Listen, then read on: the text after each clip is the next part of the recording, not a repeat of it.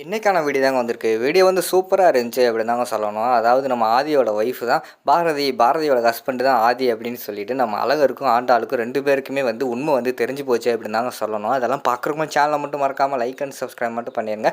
First எடுத்தோடனே அழகர் வந்து நம்ம ஸ்வேதாவை பற்றி உண்மையெல்லாம் தெரிஞ்சுக்கிறாருல, அவங்க அப்பா வந்து ஃபோன் பண்ணுறாரு. நீ ஒன்றும் கவலைப்படாதம்மா, ஆதி வந்து எந்த இடத்துல இருக்கான்னு சொல்லிட்டு அந்த பாரதி 2 பேர்த்தையும் வந்து கண்டிப்பாக அவங்க கொண்டு போய் காட்டுவான். காட்டின உடனேயுமே வந்து நான் குணா ஆள் அனுப்பியிருக்கேன், அவன் வந்து அவங்கள தீர்த்து கட்டிடுவான், நீ ஒன்றும் கவலைப்படாத அப்படின்னு சொல்லிட்டு அவர் பாட்டில் பேசிக்கிட்டே இருக்காரு. இது எல்லாத்தையுமே வந்து சத்தமே போடாமல் வந்து நம்ம அழகர் வந்து கேட்டுடுறாங்க. அதுக்கடுத்து வந்து நம்ம இவங்க இருக்காங்கல்ல, ஸ்வேதா வந்து தண்ணி பாட்டில் கொண்டு வராங்க. இந்தாங்க தண்ணி குடிங்க அப்படிங்கிற மாதிரி சொன்னோன்னே, இல்லை தண்ணி வேண்டாம் அப்படிங்கிற மாதிரி சொல்கிறாரு. என்னங்க என்னாச்சு அப்படிங்கிற மாதிரி கேட்டோடனே, ஒரு அதிர்ச்சியான விஷயத்தை கேட்டேன், அதனால் வந்து விக்கல் நின்றுச்சு, நீங்கள் வண்டி எடுங்க போவோம் அப்படிங்கிற மாதிரி சொல்கிறாங்க. சரி இப்போயாவது சொல்லுங்கள், அந்த ஆதி வந்து எங்கே இருக்காரு அப்படிங்கிற மாதிரி கேட்டவுடனேயும், ஆதி வந்து அதாவது யோசிச்சுட்டு காஞ்சிபுரத்தில் இருக்கார் அப்படிங்கிற மாதிரி சொல்லிடுறாரு. காஞ்சிபுரமா, சரி போங்க அப்படின்னு சொல்லிட்டு அவங்க இந்த ஒரு பக்கம் போய்கிட்டு இருக்கிற மாதிரி காட்டுறாங்க. அந்த பக்கம் பார்த்தா அழகர் இருக்காங்கள்ல, அழகர் கூட வந்து நம்ம இவங்க வந்துக்கிட்டு இருக்காங்க, காரில் ஆண்டாள் வந்து வந்துக்கிட்டு இருக்கிற மாதிரி காட்டிக்கிட்டு இருக்காங்க. அப்போ வந்து ஆண்டாளுக்கு வந்து டவுட் வந்துடுது, என்ன பாரதி வந்து அவனோட ஹஸ்பண்ட் வந்து வெளிநாட்டிலலாம் படிச்சிருக்காரு அப்படிங்கிற மாதிரி சொன்னாலே, ஆனால் இவனை பார்த்தா அப்படியெல்லாம் தெரியலையே, குடிச்சிட்டு ஊர் சுற்றிக்கிட்டு இருக்கான், இவன் எப்படி நம்புறது அப்படின்னு சொல்லிட்டு யோசிச்சுக்கிட்டு, சரி வந்துட்டு நம்ம போட்டு வாங்குவோம் அப்படின்னு சொல்லிட்டு, எங்க நீங்களும் பாரதியும் லவ் பண்ணி கல்யாணம் பண்ணுன்னு சொன்னால் பாரதி உண்மையா அப்படிங்கிற மாதிரி கேட்டவொடனே, ஆமாங்க லவ் பண்ணேன் அப்படிங்கிற மாதிரி சொல்கிறாங்க. சரி எப்போயிலேருந்து லவ் பண்ணுறீங்க அப்படிங்கிற மாதிரி வந்து ஆண்டாள் கேட்குறாங்க.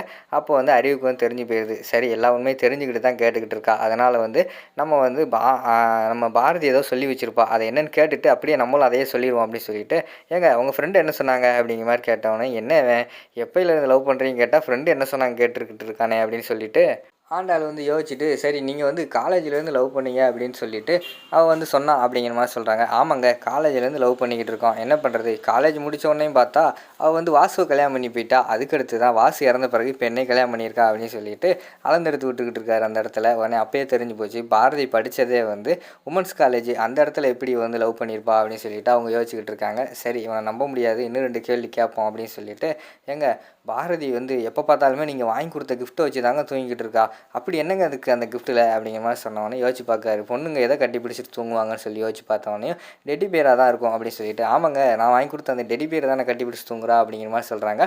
உடனே ஃப்ளாஷ்பேக் போகுது, ஏன்னா ஃபஸ்ட்டு வாங்கி கொடுத்த கிஃப்ட் வந்து வாட்ச் தானே வந்து வாங்கி கொடுத்துருப்பாங்க ஆதி, அதை வந்து யோசிச்சு பார்க்காங்க, வாட்ச் தானே வாங்கி கொடுத்தாரு, இவர் என்ன பார்த்துட்டு இவன் என்னன்னா டெடி பேர்னு சொல்லிட்டு இருக்கானே, மேலே டவுட் ரொம்ப வருது அப்படிங்கிற மாதிரி சொல்லிட்டு அடுத்து வந்து ஃபைனலாக ஒரு செக் பண்ணிடுவோம் அப்படின்னு சொல்லிட்டு, ஏங்க இருங்க நம்ம வந்து பாரதிக்கு வந்து வீடியோ கால் போடுவோம், நீங்கள் வர்றதை பார்த்தா அவள் ரொம்ப சந்தோஷப்படுவா அப்படிங்கிற மாதிரி சொல்கிறாங்க. ஏங்க அதெல்லாம் ஒன்றும் வேண்டாம் அப்படின்னு சொல்லிட்டு செல்ஃபோனை பிடுங்கிடுறாங்க.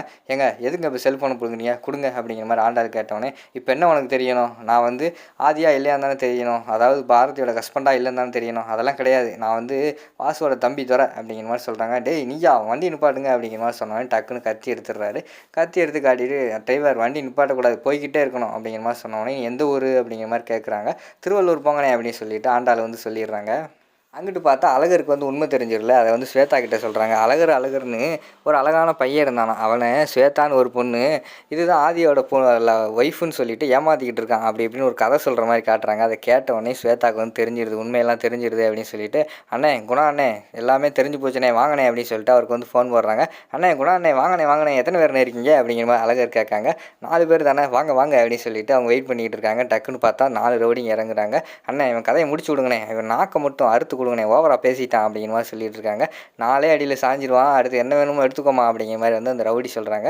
டக்குன்னு பார்த்தா இவர் இருக்கார்ல அழகர், நானே அழகாநல்லூரில் ஜல்லிக்கட்டு அடக்கினவன் என்கிட்டேவான்னு சொல்லிட்டு எல்லா ரவுடியுமே அடித்து துவம்சம் பண்ணிடுறாரு.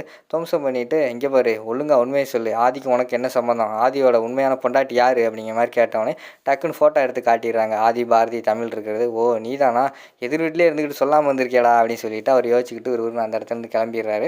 அங்கிட்டு பார்த்தா திருவள்ளூரில் ஒரு இடத்துல போய் நிற்கிது வண்டி. அங்கே பார்த்தா பாரதின்னு கூப்பிட்றாங்க. பார்த்தா 4-5 தடிமாடு மாதிரி பெரிய ரவுடிங்க, அதாவது ரவுடிங்கன்னு சொல்ல முடியாது, அதாவது இந்த ஃபைட் பண்ணுவாங்களே அவங்கள மாதிரி 5 பேர் வராங்க. இவங்க தான் பாரதி அப்படிங்கிற மாதிரி சொன்னோடனே, அது யாருன்னு பார்த்தா நம்ம ஆண்டாளுக்கு வந்து சண்டை சொல்லி கொடுத்த குருநாதர். அவர் வந்து ஆண்டாளே புகுந்து விளாடுமா அப்படிங்கிற மாதிரி சொன்னேன். ஆண்டாள் டப்புன்னு நம்ம இவர் துறையை அடி வெளுக்க ஆரம்பிச்சிடுறாங்க.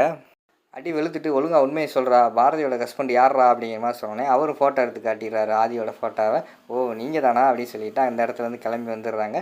அடுத்து ஆண்டாளும் அழகரும் பேசிக்கிட்டு இருக்காங்க. பாத்தியா எதிர் எதிர் வீட்லயே இருந்துக்கிட்டு நம்மள எந்த அளவுக்கு ஏமாத்திக்கிட்டு இருந்திருக்காங்க. நான் உங்கள சும்மா விடக்கூடாது அப்படின்னு சொல்லிட்டு அவங்க 2 பேரும் பேசிக்கிட்டு இருக்கிற மாரி தான் காட்டிக்கிட்டு இருக்காங்க.